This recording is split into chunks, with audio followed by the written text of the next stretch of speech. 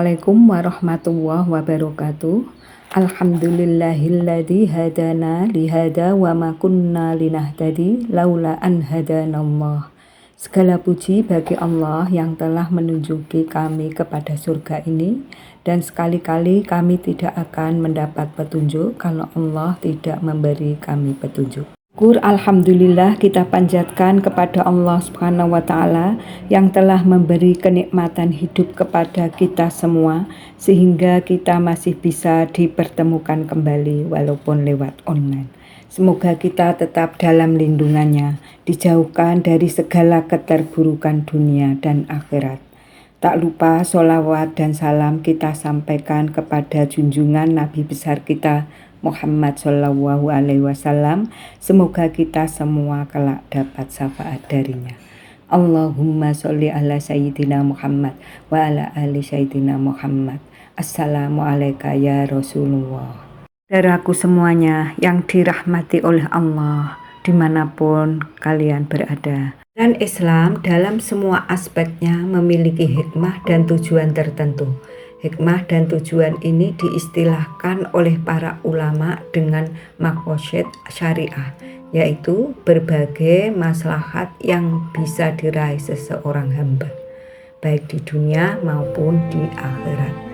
Adapun maslahat akhirat, orang-orang saleh ditunggu oleh kenikmatan tiada tara yang terangkum dalam sabda Nabi Sallallahu Alaihi Wasallam dalam hadis qudsi.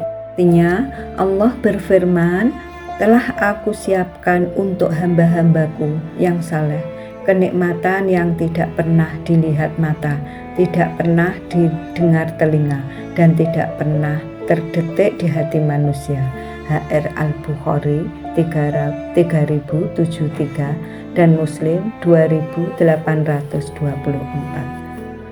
Untuk haji secara khusus, Rasulullah Shallallahu Alaihi Wasallam bersabda, wal hajjul mabruru laisa lahu jazaun illal jannah. Yang mabrur tidak lain pahalanya adalah surga.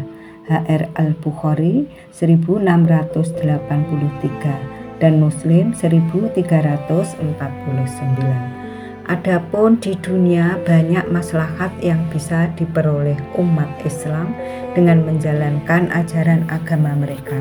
Dan untuk ibadah haji khususnya ada beberapa contoh yang bisa kita sebut seperti menambah teman, bertemu dengan ulama, dan keuntungan berdagang. Di samping itu, Allah juga memberikan tanda-tanda diterimanya amal seseorang, sehingga ia bisa menyegerakan kebahagiaan di dunia sebelum akhirat, dan agar ia semakin bersemangat untuk beramal. Meraih haji mabrur tidak semua orang akan meraihnya. Setiap orang yang pergi berhaji mencita-citakan haji yang mabrur. Haji mabrur bukanlah sekedar haji yang sah. Mabrur berarti diterima oleh Allah, dan sah berarti menggugurkan kewajiban. Bisa jadi haji seseorang sah sehingga kewajiban berhaji baginya telah gugur, namun belum tentu hajinya diterima oleh Allah Ta'ala. Jadi tidak semua yang hajinya sah terhitung sebagai haji mabrur. Ibnu Rajab Al-Hanbali mengatakan, yang hajinya mabrur sedikit, tapi mungkin Allah memberikan karunia kepada jamaah haji yang tidak baik lantaran jamaah haji yang baik. Tanda-tanda haji kita mabrur. Bagaimana mengetahui mabrurnya haji seseorang? Apa perbedaan antara haji yang mabrur dengan haji yang tidak mabrur? Tentunya yang menilai mabrur tidaknya haji seseorang adalah Allah semata.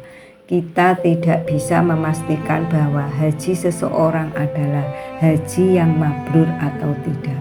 Para ulama menyebutkan ada tanda-tanda mabrurnya haji berdasarkan keterangan Al-Quran dan Al-Hadis, namun itu tidak bisa memberikan kepastian mabrur tidaknya haji seseorang.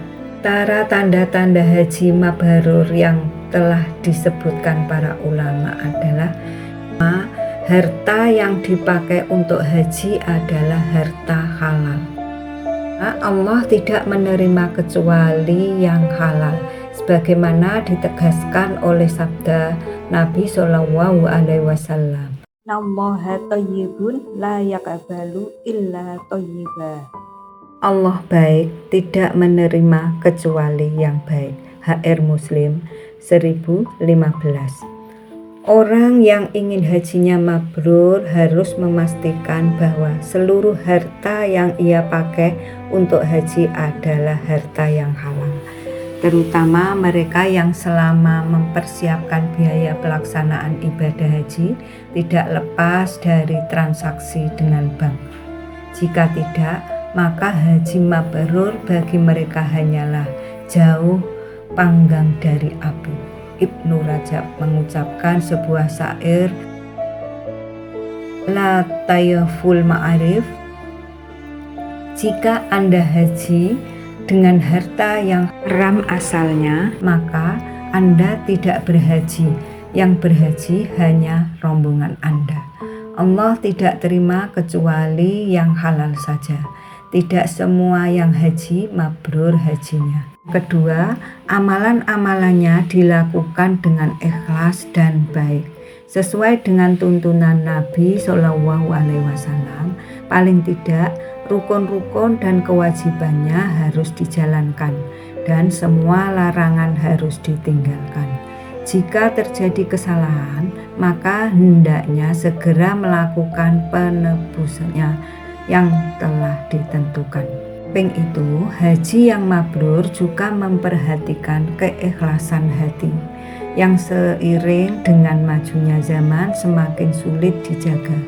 Mari merenungkan perkataan Surah Al-Qadi yang benar-benar berhaji sedikit meski jamaah haji banyak. Alangkah banyak orang yang berbuat baik, tapi alangkah sedikit yang ikhlas karena Allah. Zaman dahulu ada orang yang menjalankan ibadah haji dengan berjalan kaki setiap tahun. Suatu malam ia tidur di atas kasurnya dan ibunya memintanya untuk mengambilkan air minum. Ia merasakan berat untuk bangkit memberikan air minum kepada sang ibu. Ia pun teringat perjalanan haji yang selalu ia lakukan dengan berjalan kaki tanpa merasa berat. Ia mawas diri dan berpikir bahwa pandangan dan pujian manusialah yang telah membuat perjalanan itu ringan. Sebaliknya, saat menyendiri memberikan air minum untuk orang lain, berjasa pun terasa berat. Akhirnya ia pun menyadari bahwa dirinya telah salah. Ketiga, hajinya dipenuhi dengan banyak amalan baik, seperti zikir, sholat di Masjidil Haram, sholat pada waktunya, dan membantu teman seperjalanan.